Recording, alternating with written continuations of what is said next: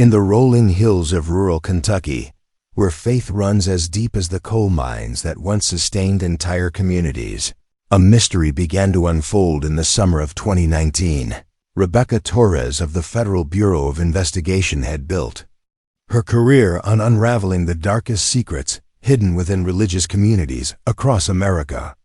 Her expertise in investigating crimes against vulnerable believers had made her the go-to agent when reports surfaced about a secluded group calling themselves the Covenant of Divine Truth. Before we continue, let us know where you're watching from. And don't forget to like this video and subscribe to the channel by clicking the icon in the bottom right corner of your screen. Now let's get into the story. The community had established itself on a sprawling farm outside the small town of Millbrook, Kentucky, where Sunday church bells still echoed across cornfields and neighbors knew each other by name. What started as a traditional Baptist congregation had gradually transformed into something more insular, more controlling. Former members whispered about mandatory donations that left families destitute, children pulled from schools, and communication with the outside world strictly forbidden. Emma Sullivan had been one of those whispered voices. At 26, she had escaped the compound with nothing but the clothes on her back and stories that made seasoned FBI agents pause. Her testimony painted a picture of psychological manipulation wrapped in biblical verses, of families torn apart in the name of spiritual purity. When she walked into the Louisville FBI field office that humid June morning, her hands still trembling as she recounted her experiences, she set in motion a chain of events that would haunt the Bureau for years to come. Agent Torres had listened to Emma's account with the measured attention of someone who had heard similar stories before. Yet something about this case felt different. The isolation of the compound, the charismatic leadership of Pastor David Whitman, and the complete severing of outside contact created a perfect storm for the kind of abuse Rebecca had dedicated her career to stopping. The decision to go undercover was not made lightly, but it was made swiftly. Rebecca's last official contact with the Bureau came on July 15, 2019, exactly 3 weeks after she had assumed the identity of Ruth Martinez, a recent widow, seeking spiritual guidance. Her voice on the encrypted satellite phone carried the controlled tension of an agent walking a tightrope. She reported successful integration into the community's daily routines, attendance at Pastor Whitman's intensive Bible studies, and growing trust from key members including Martha Whitman, the pastor's wife who served as the community's unofficial counselor for new arrivals. The compound operated like a well-oiled machine of devotion and discipline. Days began before dawn with communal prayer sessions led by Pastor Whitman, his booming voice echoing across the property as residents gathered in the converted barn that served as their sanctuary. Rebecca, maintaining her cover as Ruth, found herself swept into a routine of prayer, manual labor, and Bible study that consumed every waking hour. The outside world seemed to fade away by design, replaced by an insular universe where Pastor Whitman's interpretation of Scripture became the only truth that mattered. What struck Rebecca most during those first weeks was not the obvious signs of control, but the subtle ways the community stripped away individual identity. Personal belongings were surrendered as acts of faith. Family relationships were redefined through the lens of spiritual hierarchy, and even names took on new meanings as members adopted biblical identities. She watched as newcomers arrived seeking comfort and community, only to find themselves gradually isolated from everything they had known before.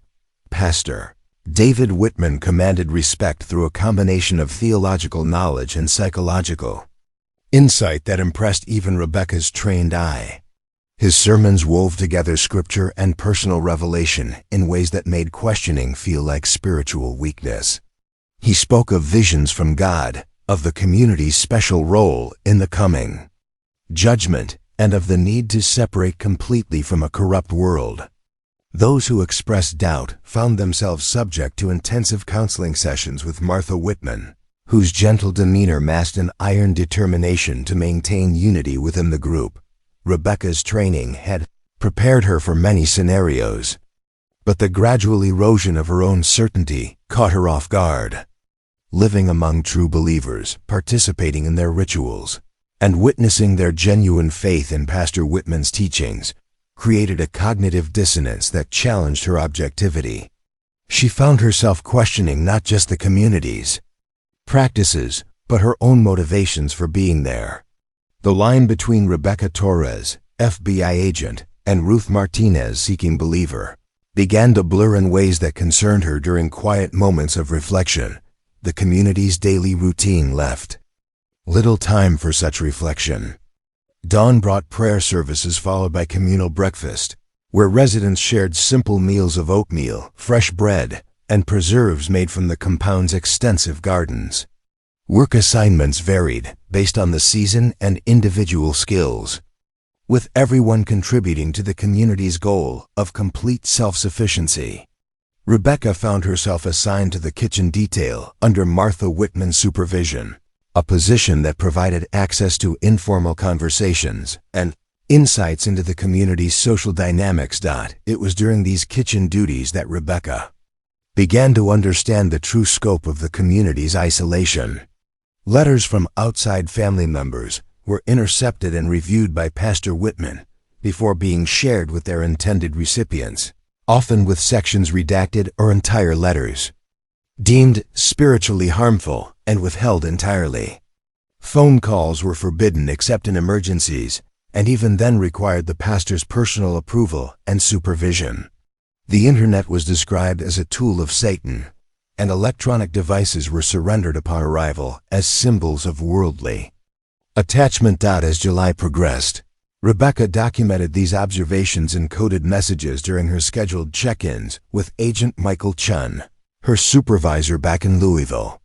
She reported the community's sophisticated system of psychological control, the gradual isolation of members from outside support systems, and the concerning financial arrangements that left families completely dependent on the community for survival. Her investigation was proceeding methodically, building the kind of comprehensive case that could withstand legal challenges when the time came to act. The children within the community presented the most troubling aspect of Rebecca's investigation. Pulled from public schools and educated within the compound's strict curriculum, they showed signs of the kind of intellectual and social isolation that concerned child development experts. Their interactions with adults outside the community were limited and carefully supervised, creating an environment where abuse could flourish unchecked. Rebecca's expertise in recognizing these warning signs made her increasingly anxious to complete her investigation and take action. Yet something was changing within the community as July drew to a close. Pastor Whitman's sermons took on an increasingly urgent tone, speaking of impending persecution from government authorities and the need for the faithful to prepare for tests of their commitment. Community meetings that had once been optional became mandatory, and the atmosphere of peaceful devotion began to carry undercurrents of paranoia and suspicion. Rebecca sensed that her window of opportunity was closing, that whatever action the Bureau planned to take would need to happen soon. Her final transmission came on that humid July evening as summer cicadas provided cover for her whispered report. She spoke of new security measures being implemented, of discussions among the leadership about potential threats from outside, and of a growing sense that her cover might be compromised. The plan was to extract her within 48 hours, to move from observation to action before the situation deteriorated further. But 48 hours came and went without another word from Agent Rebecca Torres. Her silence echoed through the Louisville field office like a prayer without an answer, leaving Agent Chun and his team to grapple with every investigator's worst nightmare, an agent who had simply vanished into the very darkness she had been sent to illuminate. Chapter 2. The search begins. The FBI's response to Agent Torres' disappearance moved with the swift precision of an organization that had learned hard lessons about protecting its own. Within hours of her missed check-in, Agent Michael Chun was coordinating with the Kentucky State police and local sheriff's department to establish a perimeter around the Covenant of Divine Truth compound. The rural nature of Millbrook meant that law enforcement resources were limited, but the seriousness of a missing federal agent brought assistance from agencies across the region. Sheriff Tom Bradley had served Millbrook County for over 2 decades, and he understood the delicate balance required when dealing with religious communities in rural Kentucky. His own faith ran deep, shaped by generations of Baptist tradition that valued both biblical authority and individual conscience. The Covenant of Divine Truth had always been a source of quiet concern for local law enforcement, not because of any specific crimes, but because of the way they had gradually withdrawn from community life that had once bound neighbors together in mutual support. It was during the afternoon, as the crew worked on clearing the foundation and preparing the basement for filling, that Marcus noticed something unusual in the dirt near what had been the house's back porch. A small metallic object caught the sunlight, its edges still sharp despite years of burial. His initial assumption was that it might be part of the house's original construction, perhaps a nail or bracket that had worked its way to the surface through freeze and thaw cycles. Object that Marcus pulled from the Kentucky soil was immediately recognizable to anyone familiar with federal law enforcement. Agent Rebecca Torres' FBI badge, its metal surface tarnished but still clearly readable, emerged from its earthen hiding place like a message from the past. The distinctive eagle and shield design, along with her badge number and identification details, provided unmistakable proof that the missing agent's investigation had led her to this remote location far from the compound where authorities had focused their search.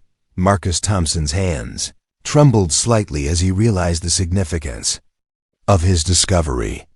The Rebecca Torres case had been front-page news throughout the region, and even residents who didn't follow federal investigations closely knew about the FBI agent who had vanished while investigating the religious community. The discovery of her badge represented the first concrete evidence of her fate in the 4 years since her disappearance. The response to Marcus's 911 call brought together law enforcement agencies that had maintained their interest in the case despite its official inactive status. Agent Michael Chun, now promoted but still carrying the emotional weight of his missing colleague's case, arrived at the scene within hours of the discovery. The sight of Rebecca's badge, still bearing traces of the soil that had hidden it for years, brought back all the frustration and determination that had defined his professional life since her disappearance. Sheriff Tom Bradley, now nearing retirement, approached the scene with the measured caution of someone who had learned to manage his expectations about cold cases. The discovery of the badge was significant, but experience had taught him that single pieces of evidence rarely provided complete answers to complex mysteries. The location of the find, however, raised immediate questions about assumptions that had guided the original investigation. The property where Rebecca's badge was discovered had never been part of the original search area, because there was no apparent connection between the elderly owner and the Covenant of Divine Truth compound. Sarah Mitchell, the 87-year-old woman who had lived alone in the farmhouse until her death, had been interviewed briefly during the initial investigation, but dismissed as irrelevant because she claimed no knowledge of the religious community or any unusual activity in the area. Renewed investigation into Sarah Mitchell's background revealed a more complex picture than original investigators had developed. Property records showed that she had sold several acres of her land to Pastor Whitman in the early stages of establishing the compound, a transaction that had been overlooked because it occurred through intermediary real estate companies that obscured the connection. More significantly, financial records indicated that she had received regular payments from the Covenant of Divine Truth for what were described as agricultural consulting services. The excavation of the area where Rebecca's badge was found required careful archaeological techniques to preserve any additional evidence that might be buried in the same location. FBI forensic specialists worked methodically through layers of soil and organic matter, documenting their findings with the precision required for potential prosecution. The work was slow and painstaking, but necessary to ensure that no crucial evidence was overlooked. Local media coverage of the badge discovery reignited public interest in the Rebecca Torres case and raised new questions about the effectiveness of the original investigation. Critics pointed to the failure to identify Sarah Mitchell's connection to the compound as evidence of investigative shortcomings, while law enforcement officials emphasized the challenges of investigating closed religious communities and the legal constraints that had limited their options. Emma Sullivan, now living in another state under a different name, was contacted by investigators seeking additional information about any connections between the compound and surrounding properties. Her renewed cooperation provided details about supply arrangements, financial relationships, and security measures that had not been fully explored during the original investigation. Her information suggested that the compound's activities had extended beyond its official boundaries in ways that investigators had not previously understood. The forensic analysis of Rebecca's badge provided additional clues about her final days.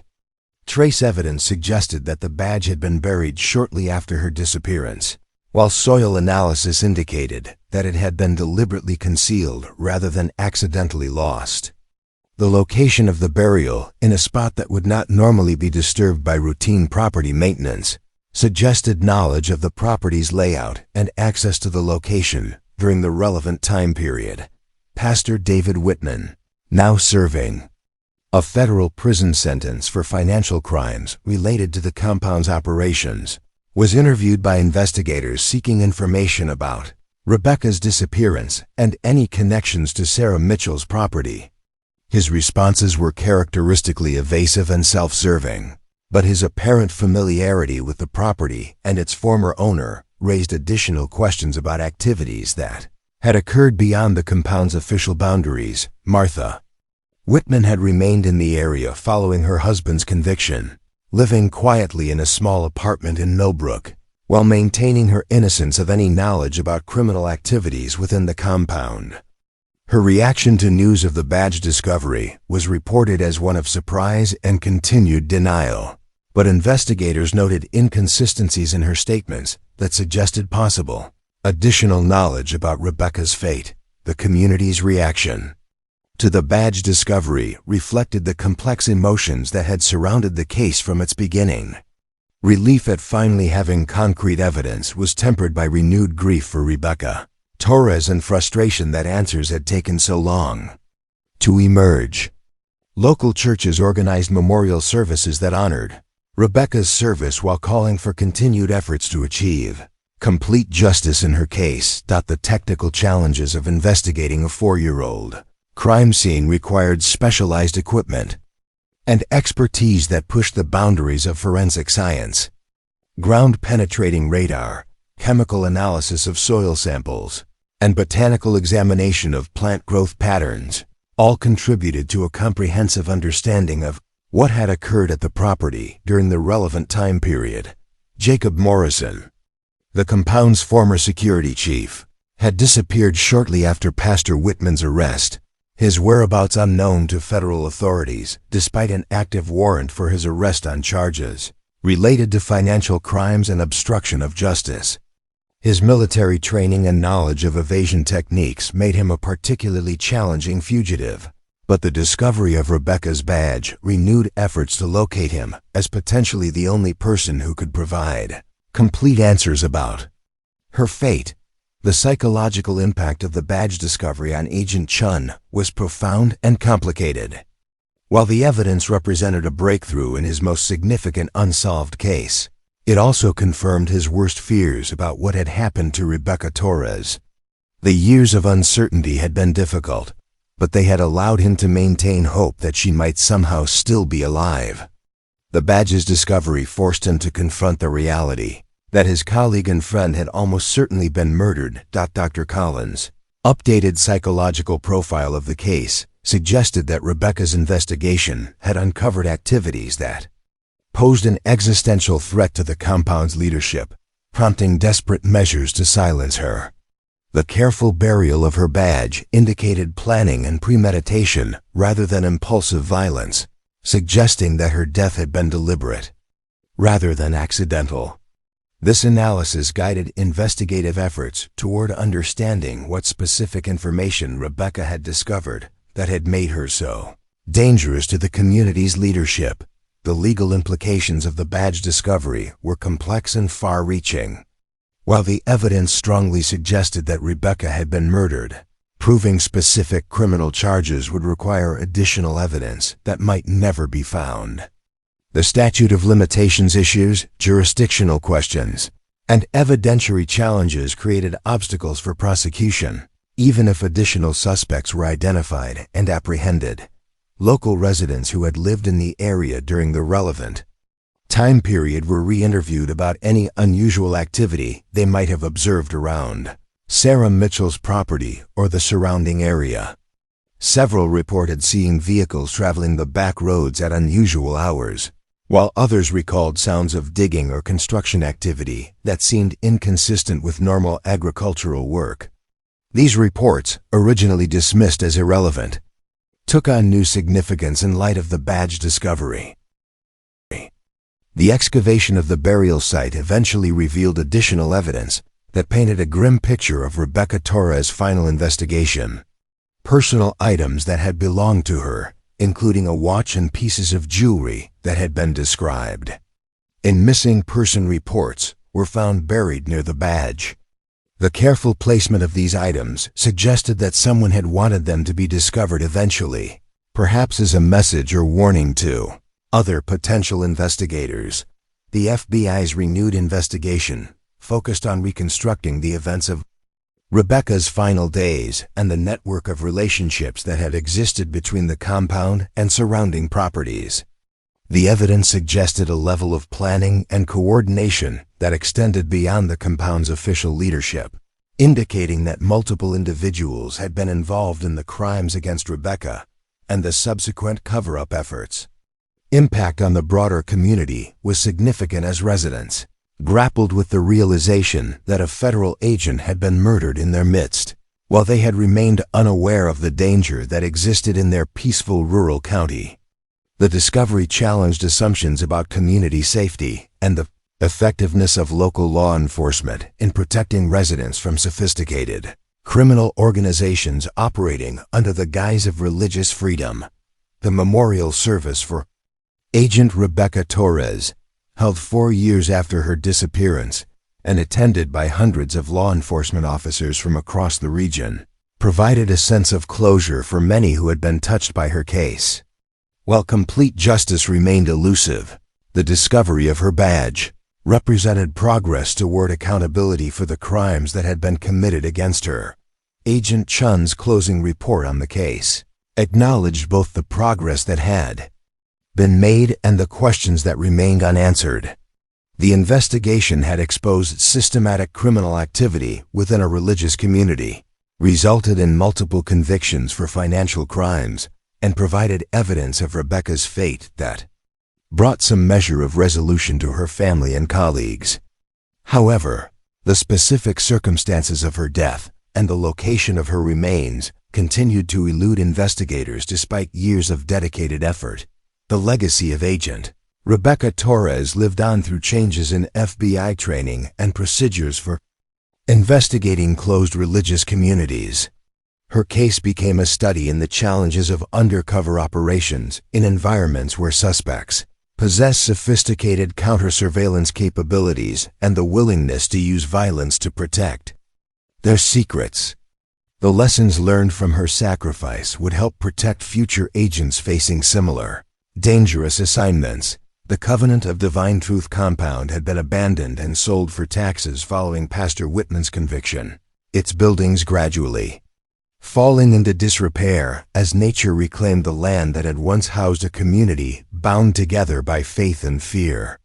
The property served as a reminder of how religious authority could be corrupted and used to exploit the faithful, while the discovery of Rebecca's badge ensured that her investigation would not be forgotten. Emma Sullivan's continued cooperation with authorities provided hope that additional evidence might still emerge as former community members found the courage to come forward with information they had been too frightened to share during the original investigation.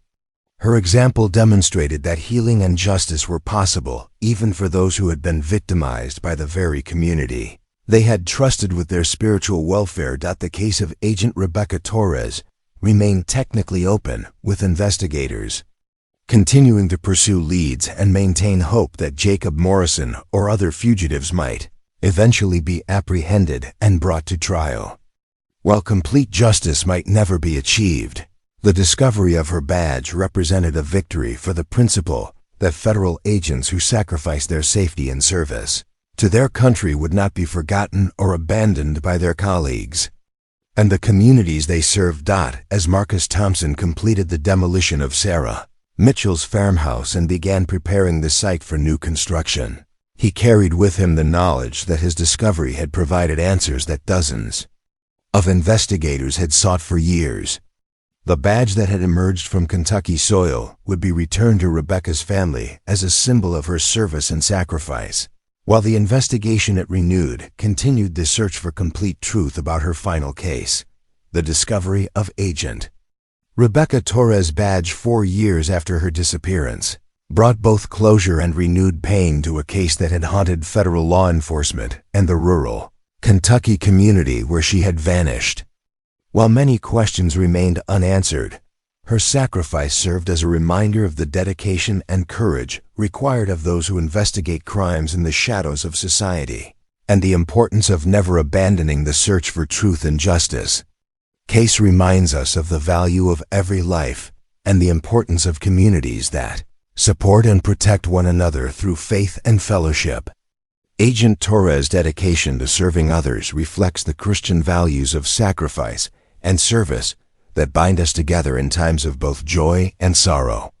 If this story moved you, please like this video and subscribe to our channel for more true stories that honor those who serve and protect our communities. Your support helps us continue sharing these important stories that remind us of the courage and faith that guide us through life's darkest moments. The compound itself presented significant challenges for any law enforcement operation. Situated on nearly 300 acres of rolling farmland, it was surrounded by dense woods and accessible only through a single gravel road that wound through hollows where cell phone signals disappeared and GPS became unreliable. Pastor Whitman had chosen the location well, creating a natural barrier between his community and the outside world that served both spiritual and practical purposes. Agent Chun's first priority was establishing communication with the compounds. Leadership without triggering a crisis that might endanger Rebecca or other community members. His experience with religious communities had taught him that direct confrontation often resulted in defensive responses that made resolution more difficult. The approach would need to be measured, respectful of religious freedom, while asserting the government's legitimate interest in locating a missing federal agent. The initial contact came through Sheriff Bradley, whose local connections and understanding of regional culture made him the logical intermediary. Pastor Whitman agreed to meet at the compound's main gate, a gesture that maintained his control over the situation while appearing cooperative with law enforcement concerns. The pastor's demeanor during that first encounter set the tone for everything that followed: polite but distant, helpful but evasive, concerned but somehow unsurprised by the FBI's interest in his community. Pastor Whitman denied any knowledge of an Agent Torres or anyone matching her description. He explained that the community had recently experienced an influx of new members seeking spiritual guidance, and that it was possible someone might have joined them under false pretenses.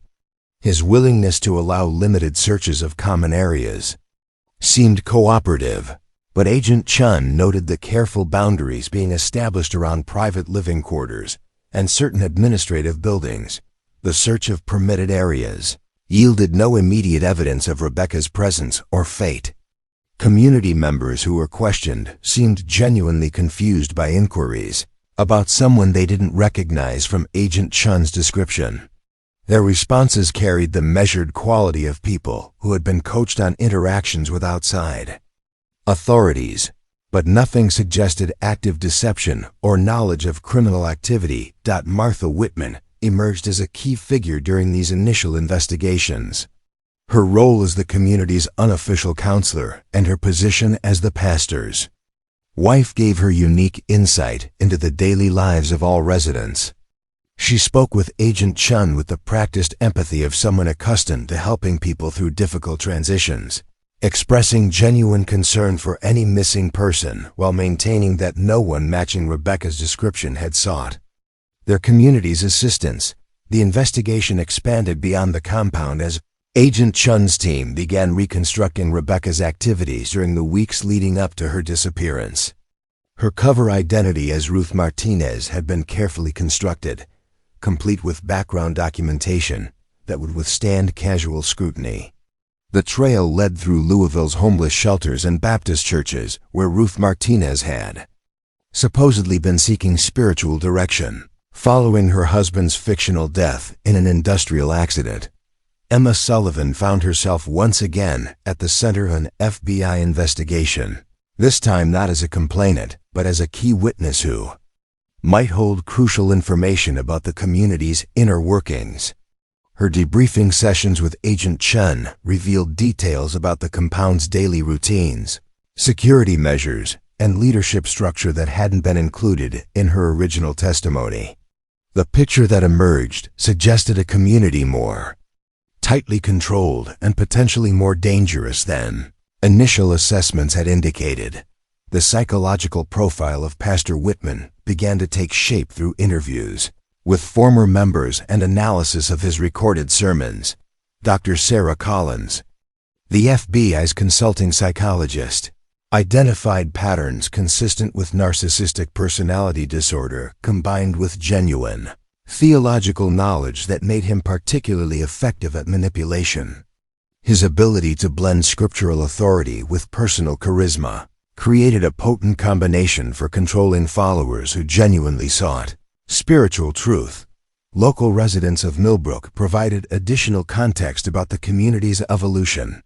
Over the years, what had begun as a traditional Baptist congregation had gradually become more insular and controlling under Pastor Whitman's leadership. Longtime residents remembered community members who had once participated in local events and maintained friendships outside the compound, but who had gradually withdrawn from all external relationships. The financial investigation revealed concerning patterns of asset transfer and donation that suggested systematic exploitation of community members.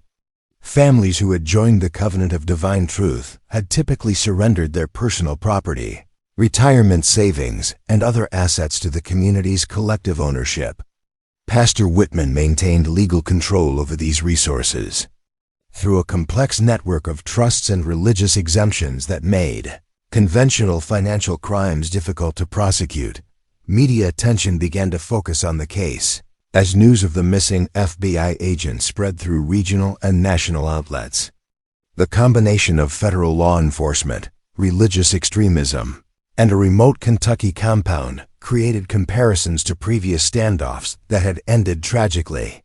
Agent Chun found himself managing not only the investigation but also the public relations aspects of a case that threatened to escalate beyond law enforcement control. The community's response to increased scrutiny followed predictable patterns of defensive isolation. Pastor Whitman began holding more frequent sermons about persecution by government authorities, framing the FBI's investigation as confirmation of biblical prophecies about the end times. Security measures around the compound increased, with community members taking shifts as lookouts and electronic detection equipment being installed along access roads. As the first week of the investigation concluded, without significant breakthroughs, Agent Chun faced the reality that conventional search methods were proving inadequate. The compound's size, the community's cohesion, and the lack of clear evidence of criminal activity created a situation where more aggressive tactics might be necessary, but could also prove counterproductive or dangerous. The decision to bring in specialized resources reflected the FBI's commitment to finding Rebecca Torres, while avoiding the kind of confrontation that had characterized previous federal actions against religious communities. Behavioral analysts, hostage negotiators, and technical surveillance specialists began arriving in Millbrook, transforming the quiet rural county into the focal point of a major federal investigation. Local churches throughout the region found themselves caught between their natural sympathy for religious freedom and their concern about potential abuse within the covenant of divine truth. Pastor James Anderson of Millbrook's First Baptist Church, where many residents had worshiped for generations, attempted to reach out to Pastor Whitman through mutual theological connections, hoping that pastoral counseling might succeed where law enforcement pressure had not. The investigation's impact on the broader community became increasingly apparent, as media attention brought unwanted scrutiny to a region that valued privacy and self-reliance. Local businesses found themselves answering questions from reporters and federal agents, while residents struggled to reconcile their respect for religious freedom with growing concerns about what might be happening at the compound. As July turned to August, Agent Chun's team settled in for what appeared to be a prolonged investigation. The complexity of the case, the legal constraints surrounding religious communities, and the need to ensure Rebecca's safety if she was still alive required patience and methodical police work rather than dramatic action. Yet beneath the professional calm, everyone involved understood that time was working against them, and that each passing day made it less likely that Agent Rebecca Torres would be found alive. Chapter 3, Secrets in the Shadows. The investigation entered its second month with a mixture of frustration and growing concern that characterized cold cases in the making. Agent Chun had established a command post in the Millbrook Sheriff's Department, transforming the small-town facility into a hub of federal activity that drew curious glances from residents unaccustomed to such attention. The daily briefings had taken on a routine quality that masked the underlying tension of a case that seemed to resist conventional investigative approaches. Technical surveillance of the compound had yielded limited results due to the community's isolation and apparent sophistication in counter-surveillance measures. Pastor Whitman's background included military service that had provided him with knowledge of electronic detection and evasion techniques, knowledge he had apparently shared with key community members. The FBI's ability to monitor communications was further complicated by the community's deliberate avoidance of conventional electronic devices and their reliance on face-to-face communication for sensitive matters. Emma Sullivan continued to serve as a crucial resource for understanding the community's internal dynamics, but her information was now several months old and might not reflect recent changes in leadership structure or security protocols. Her descriptions of daily routines, hierarchical relationships, and disciplinary procedures provided a framework for analysis, but Agent Chun recognized that the investigation itself had likely altered the community's behavior in ways that made her intelligence less reliable. The psychological pressure campaign designed to encourage voluntary departures from the compound had produced mixed results. Several families with children had chosen to leave the community, citing concerns about the increased security measures and the atmosphere of suspicion that now permeated daily life. These departures provided new sources of information about recent conditions within the compound, but also reduced the number of potential witnesses to whatever had happened to Rebecca Torres. Dr. Collins' behavioral analysis suggested that Pastor Whitman was experiencing increasing stress from the prolonged investigation, stress that might manifest in either more aggressive defensive measures or potential mistakes that could provide investigative breakthroughs. Her recommendations included maintaining steady pressure while avoiding actions that might trigger a violent response from someone whose psychological profile suggested potential for escalation under extreme circumstances. The financial investigation had uncovered irregularities that might eventually support federal charges, but nothing that provided immediate leverage for resolving Rebecca's disappearance. Asset transfers, questionable tax exemptions, and suspicious banking activities painted a picture of systematic exploitation, but building a prosecutable case would require months of additional investigation and might not directly address the immediate concern of locating the missing agent. Local support for the investigation remained strong but was beginning to show signs of strain as the federal presence disrupted normal community life. Sheriff Bradley found himself mediating between federal investigators who needed local cooperation and residents who were growing weary of the attention and implied criticism of their ability to manage their own affairs. The delicate balance between federal authority and local autonomy that characterized rural law enforcement was being tested by the prolonged nature of the case. Pastor Anderson's attempts at pastoral intervention had been politely but firmly rebuffed by Pastor Whitman, who characterized outside religious influence as attempts to undermine the community's spiritual integrity. The theological disagreements between the two pastors reflected broader tensions within regional Baptist communities about the proper relationship between individual churches and denominational authority, tensions that the investigation had brought into sharp focus. The compound's children presented an ongoing concern that complicated the investigation's approach. Child Protective Services had been consulted about potential intervention, but the legal standards for removing children from their families required evidence of specific abuse or neglect that had not yet been documented. The children who had left with departing families showed signs of educational deficits and social isolation, but nothing that rose to the level of criminal neglect under Kentucky law. Media coverage of the case had attracted attention from religious freedom advocacy groups who viewed the FBI's investigation as potential government overreach against a legitimate religious community. Their legal observers and public statements added another layer of complexity to an investigation that was already constrained by constitutional protections and public sensitivity about federal actions against religious groups.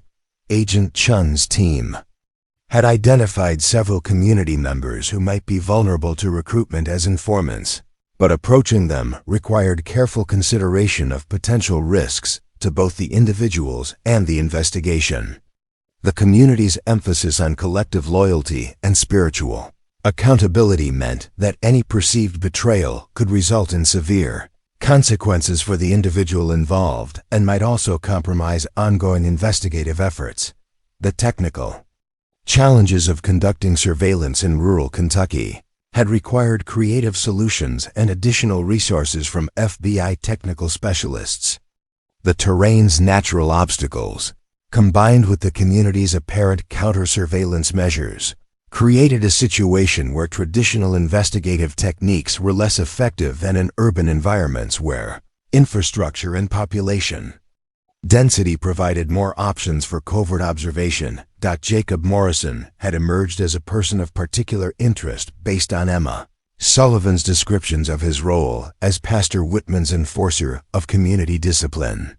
His background included military service and private security experience that made him potentially dangerous if the investigation escalated to confrontation.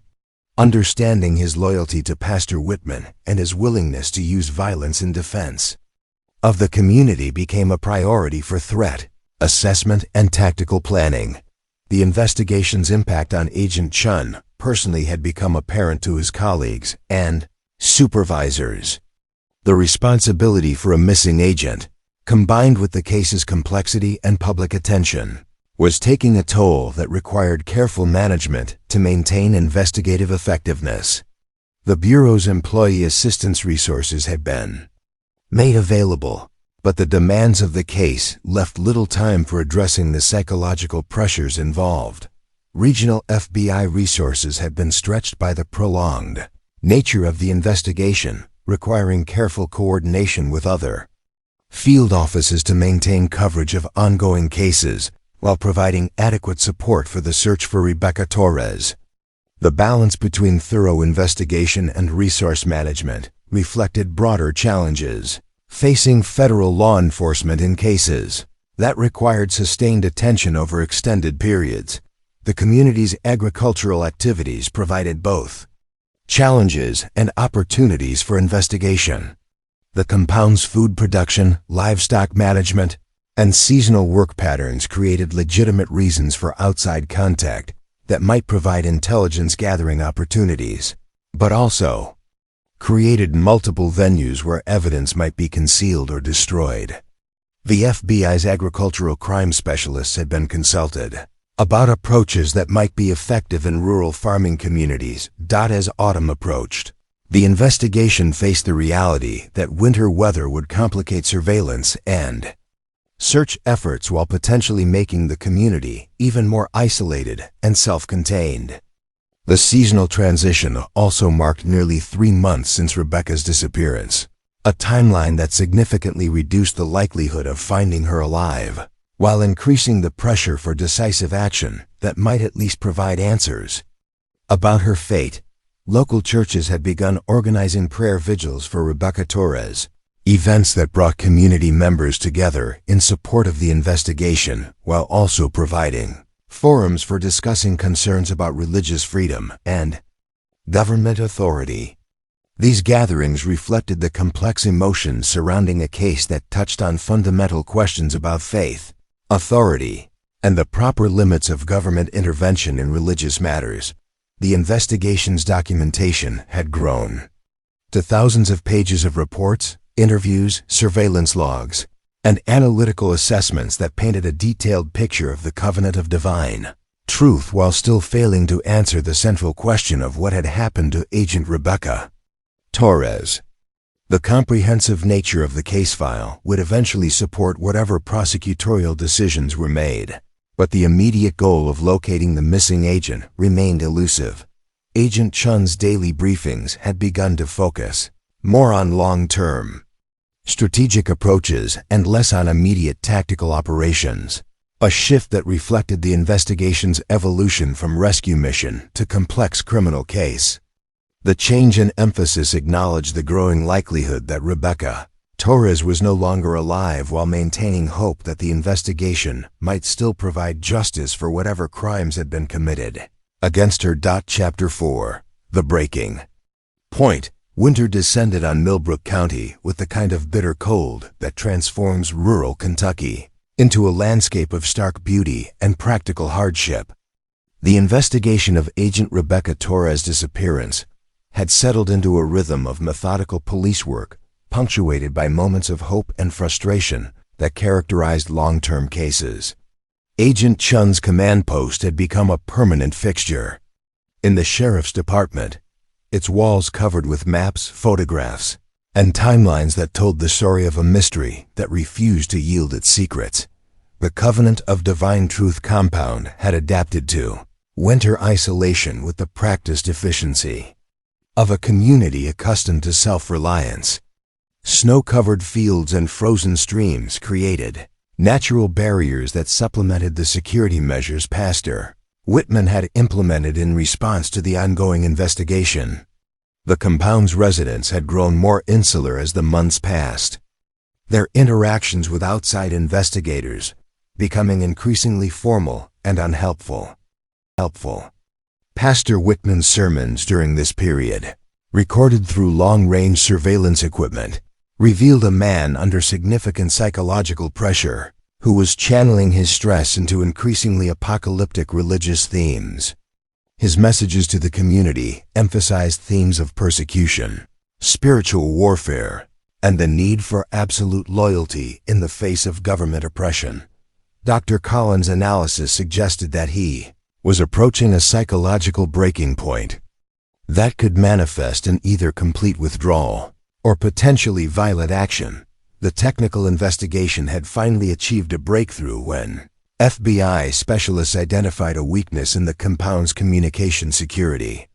A series of radio transmissions between community members responsible for perimeter security had been intercepted and decoded, revealing discussions about the federal woman and references to locations on the property that had not been searched.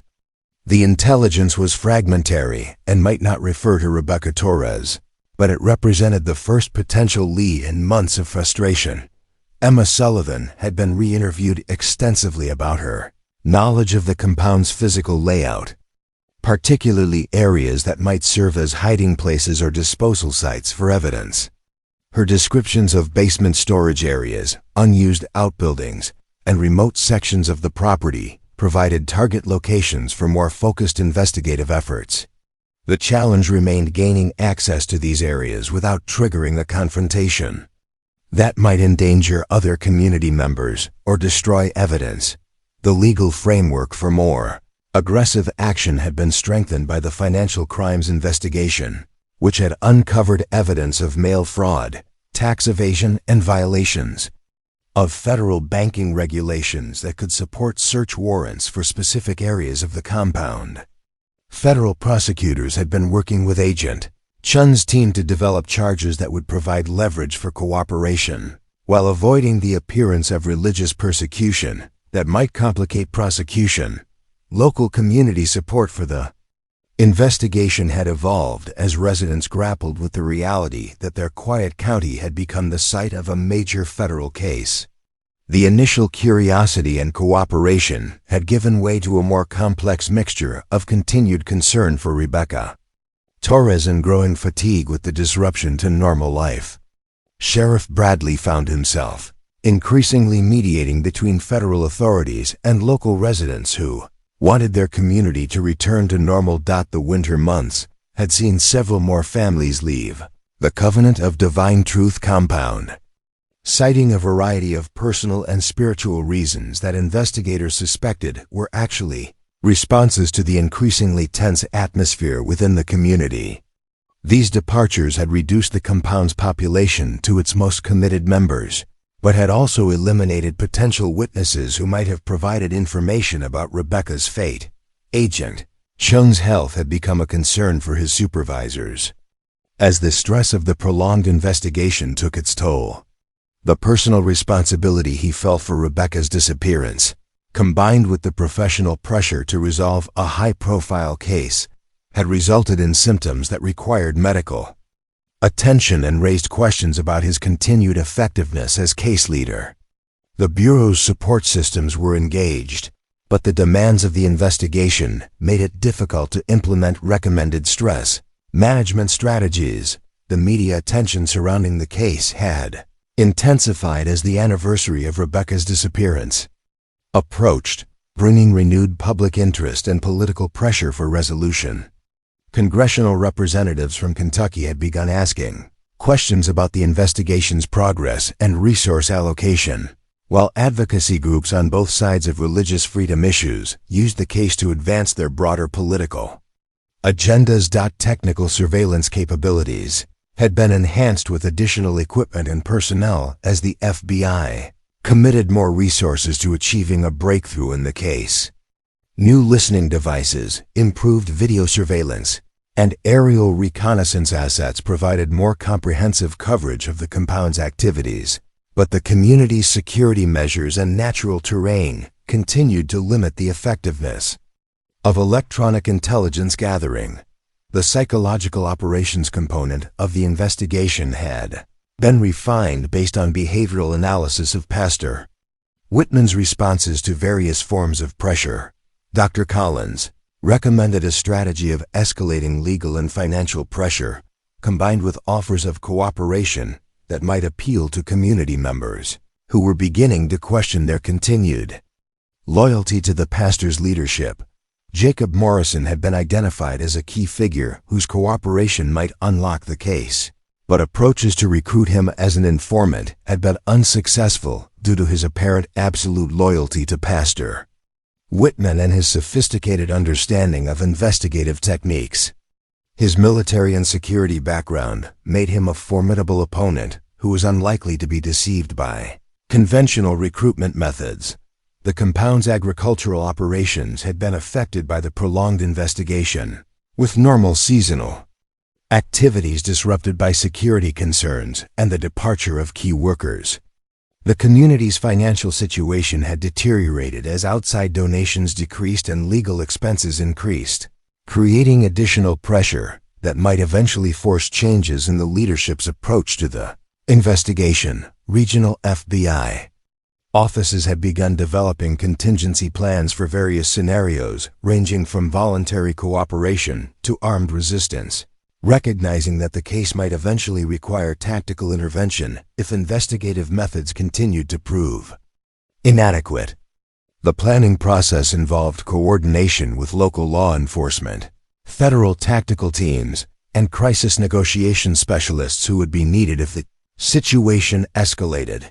The documentation of potential civil rights violations within the compound had grown substantially as former members provided more detailed accounts of psychological abuse, financial exploitation, and control mechanisms that might support federal charges beyond those related to Rebecca's disappearance. The broader case against the community's leadership could provide additional leverage for cooperation, but would also complicate prosecution strategies and resource allocation.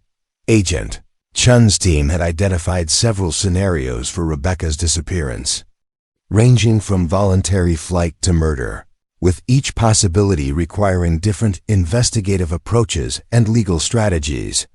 The lack of physical evidence made it impossible to determine which scenario was most likely, forcing investigators to pursue multiple lines of inquiry simultaneously, while hoping for a breakthrough that would clarify the situation. The winter's isolation had created opportunities for more intensive surveillance as the reduced activity on surrounding properties made it easier to monitor the compound without detection. However, the same isolation also meant that any evidence of Rebecca's fate was likely to remain hidden until spring weather allowed for more comprehensive searches of remote areas of the property. As the first anniversary of Rebecca Torres' disappearance approached, the investigation stood at a crossroads between continued patient investigation and more aggressive action that might finally provide answers, but could also result in tragic consequences. The decision would require balancing the urgent need for resolution against the risks inherent in confronting a potentially dangerous religious community that had already demonstrated its willingness to resist federal authority. The prayer vigils, organized by local churches, had grown into a broader community movement that supported the investigation while also calling for peaceful resolution of the standoff. These gatherings provided forums for discussing the complex issues raised by the case and demonstrated the community's continued commitment to finding justice for Agent Rebecca Torres while respecting the religious freedom of all residents. Chapter 5. 4 years later, the demolition crew arrived at the abandoned farmhouse on a crisp October morning in 2023, their equipment and vehicles creating a scene of controlled destruction that seemed oddly appropriate for a building that had witnessed so much hidden pain. The house, located 3 miles from the former Covenant of Divine Truth compound, had sat empty since its elderly owner passed away 2 years earlier. Her heirs, living in distant cities, had finally decided to sell the property to developers who planned to build a small subdivision on the scenic hilltop location. Marcus Thompson, the crew foreman, had been demolishing old structures in rural Kentucky for over 15 years. He had seen everything from abandoned coal mining equipment to forgotten family cemeteries, but something about this particular house had bothered him from the moment he first surveyed the property. The building itself was unremarkable, a modest 2-story farmhouse typical of the region, but the isolated location and overgrown grounds created an atmosphere that seemed to whisper of secrets kept too long. The actual demolition proceeded routinely through the morning hours, as the crew systematically dismantled the structure room by room, salvaging materials that could be recycled while clearing debris that would need to be hauled away. The house's interior revealed the typical accumulation of a lifetime: old furniture, yellowed photographs, and personal belongings that told the story of a family that had lived and worked on the land for generations.